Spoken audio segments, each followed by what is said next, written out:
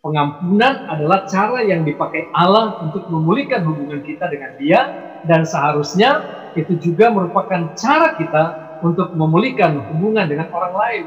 Kita saling mengampuni seperti Allah di dalam Kristus sudah mengampuni kita. Lepaskanlah pengampunan, maka Tuhan akan memberkati engkau, dan pasti kehidupanmu akan semakin diwarnai dengan sukacita dan damai sejahtera.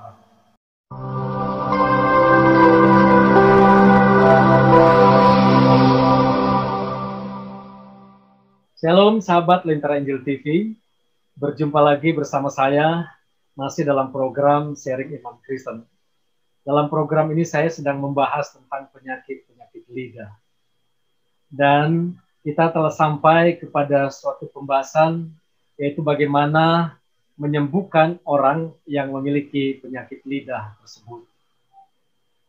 Dalam video saya sebelumnya, saya sudah menjelaskan bagaimana cara menyembuhkan seseorang yang memiliki penyakit lidah tersebut, dan orang tersebut adalah pribadi yang telah menyakiti orang lain melalui perkataannya atau melalui lidahnya.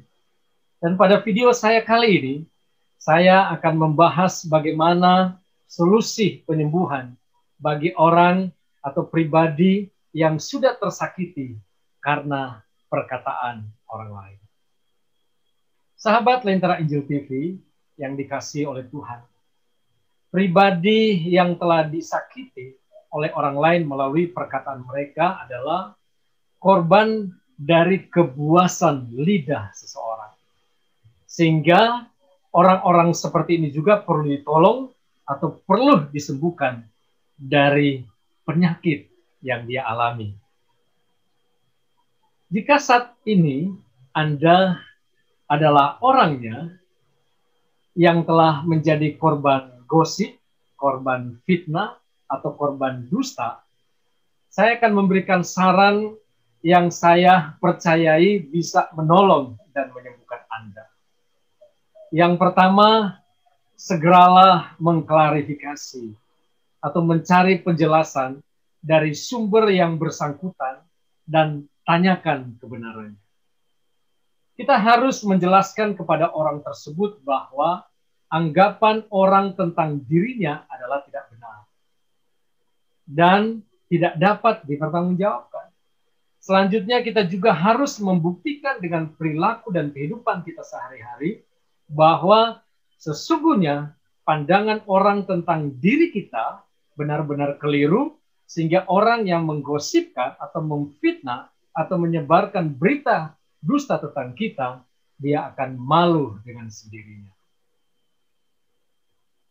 Yang kedua, jika ternyata apa yang dikatakan atau yang digosipkan tentang Anda adalah benar, maka Anda tidak boleh terpancing emosi untuk membalas dendam. Apalagi mau memukul atau mencelakakan orang yang telah menggosipkan tentang kamu. Ini bukan sikap hidup seorang anak Tuhan. Kita harus menganggap ini sebagai sesuatu yang diizinkan oleh Tuhan untuk mengubah kebiasaan dalam kehidupan kita. Anggap saja ini sebagai kritikan buat kita, walaupun dengan cara yang salah.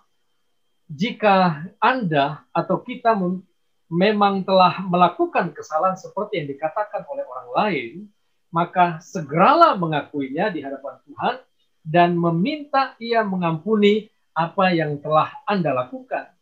Tetapi kita juga harus mau mengampuni orang lain walaupun mereka telah menyakiti hati kita. Dan hal yang ketiga yang harus kita lakukan adalah yakni segeralah lepaskan pengampunan. Karena marah atau mendendam tidak ada gunanya. Bahkan ketika kita mendendam berarti kita sama saja dengan orang tersebut. Saya percaya bahwa dengan mengampuni dan menyelesaikan masalah tersebut, maka Anda akan merasa bebas dan bahagia. Saya pernah merasakan hal ini. Saya pernah menjadi korban gosip. Kecenderungan awal yang saya lakukan adalah marah dan berusaha untuk membalas, bahkan tidak mau lagi berhubungan dengan orang-orang tersebut. Tetapi kehidupan saya bukan semakin baik, melainkan semakin buruk. Tidak ada sukacita, tidak ada kebahagiaan. Dan ketika saya ubah sikap saya lepaskan pengampunan dan melupakan apa yang telah dilakukan oleh orang lain terhadap saya, maka kehidupan saya berubah penuh sukacita dan bahagia. Jika kita tidak bisa mengampuni orang lain, maka kita harus meminta kemampuan dari Tuhan untuk bisa melakukan hal ini. Saya percaya jika kita sungguh-sungguh mau mengampuni orang lain, Tuhan pasti akan memberikan kemampuan, karena hal ini adalah pekerjaan atau sesuatu tindakan yang dikehendaki oleh Tuhan. Memang mengampuni bukan pekerjaan yang mudah, tetapi bukan berarti tidak bisa. Kita tidak bisa melakukan ini dengan kekuatan kita sendiri, tetapi hanya oleh kuasa dan kekuatan dari Roh Kudus. Kepahitan hidup terkadang demikian dalam dan sangat menyakitkan, sehingga teramat sulit untuk mengampuni mereka yang telah menimbulkan kepahitan tersebut. Namun Yesus berkata bahwa kita tidak akan mengalami pengampunan, kita tidak akan mendapatkan pengampunan dari Bapa, dari Allah, bila kita tidak memiliki roh yang mengampuni atau tidak mau mengampuni orang lain. Pengampunan adalah jalan untuk menuju suatu perdamaian. Tetapi banyak orang Kristen yang sulit untuk menerima atau mau mengampuni orang yang telah berbuat salah kepada dia. Oleh karena itu, Everett L. Worthington mengatakan bahwa salah satu sikap yang paling sulit dipertahankan oleh kebanyakan orang Kristen ialah sikap menerima. Orang Kristen sering memandang orang yang kelakuannya tidak sesuai dengan kebenaran itu sebagai orang yang tidak berharga. Memang sikap pengampunan itu sulit karena kecenderungan manusia adalah sikap atau kebiasaan untuk membalaskan dendam yang telah dilakukan oleh orang lain terhadapnya. Maka tidak heranlah banyak terjadi perang antar keluarga, antar suku, antar kelompok yang sebenarnya hanya diawali oleh karena konflik individu dan tidak diselesaikan dengan suatu perdamaian karena tidak mau mengampuni. Salah satu karakteristik dari orang percaya adalah mau mengampuni. David Augsburger mengatakan bahwa pengampunan adalah cara yang dipakai Allah untuk memulihkan hubungan kita dengan Dia, dan seharusnya itu juga merupakan cara kita untuk memulihkan hubungan dengan orang lain. Kita saling mengampuni seperti Allah di dalam Kristus sudah mengampuni kita. Lepaskanlah pengampunan, maka Tuhan akan memberkati engkau dan pasti kehidupanmu akan semakin diwarnai dengan sukacita dan damai sejahtera. Apakah Anda telah melakukan kesalahan sebagaimana Anda percaya bahwa Kristus mengampuni Anda? Mintalah kepadanya kemampuan untuk bisa mengampuni orang lain juga. Dengan pengampunan bisa memulihkan hubungan yang telah rusak. Sebaliknya, kebencian, pembalasan dendam, kepahitan akan menimbulkan permusuhan. Orang percaya harus menghindari permusuhan, harus menghindari kebencian, kepahitan, dan dendam. Oleh karena itu, Rasul Paulus memberikan perintah khusus tentang soal mengampuni ini.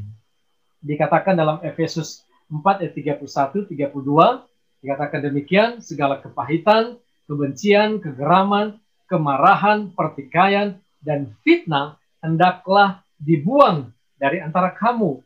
Demikian pula segala kejahatan, tetapi hendaklah kamu ramah seorang terhadap yang lain, penuh kasih mesra, dan saling mengampuni, sebagaimana Allah di dalam Kristus telah mengampuni kamu juga.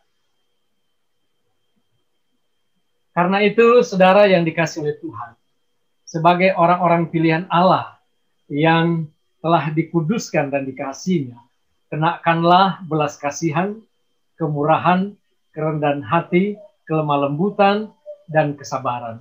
Sabarlah seorang terhadap yang lain, dan ampunilah seorang akan yang lain. Apabila seorang menaruh dendam terhadap yang lain, sama seperti Tuhan telah mengampuni kamu, kamu perbuat jugalah demikian. Dan di atas semuanya itu, kenakanlah kasih sebagai pengikat yang mempersatukan dan yang menyempurnakan. Kolose 3 ayat 12 sampai 14. Jelaslah bahwa dengan pengampunan ada satu hubungan yang baru yang lebih kuat dari sebelumnya. Dengan pengampunan ada kedamaian, ada sukacita, dan ada kebahagiaan. Dan saran saya yang keempat atau yang terakhir, ingatlah baik-baik prinsip yang diajarkan oleh Tuhan Yesus. Segala sesuatu yang kamu kehendaki orang perbuat kepadamu, perbuatlah demikian juga kepada mereka. Matius 7 ayat 12. Firman Tuhan ini bisa kita aplikasikan dalam kebiasaan kita untuk berkata-kata. Jika kita tidak mau digosipin atau difitnah oleh orang lain, maka jangan sekali-kali memfitnah atau menggosipkan orang lain. Jika kita tetap melakukan hal ini, maka kita tidak boleh marah ketika orang lain menggosipkan atau memfitnah kita semua. Sahabat Lentera Injil TV, itulah pembahasan kita kali ini, solusi penyembuhan bagi orang yang sudah tersakiti hatinya karena perkataan-perkataan dari orang lain. Kita telah membahas penyakit-penyakit lidah, dan saya percaya bahwa apa yang sudah saya bahas selama ini akan memperlengkapi, akan mengedukasi kita semua, dan menjadikan kita sebagai pribadi-pribadi yang berkenan kepada Tuhan, karena mulai hari ini kita akan terus menjaga hati kita, sehingga apa yang keluar dari mulut dan perkataan kita adalah kata-kata yang baik, kata-kata yang berkenan kepada Tuhan, dan memuliakan Tuhan, sehingga tidak ada satupun penyakit-penyakit lidah, seperti yang sudah saya bahas sebelumnya, ada dalam kehidupan kita semua. Puji Tuhan, Tuhan Yesus memberkati kita semua.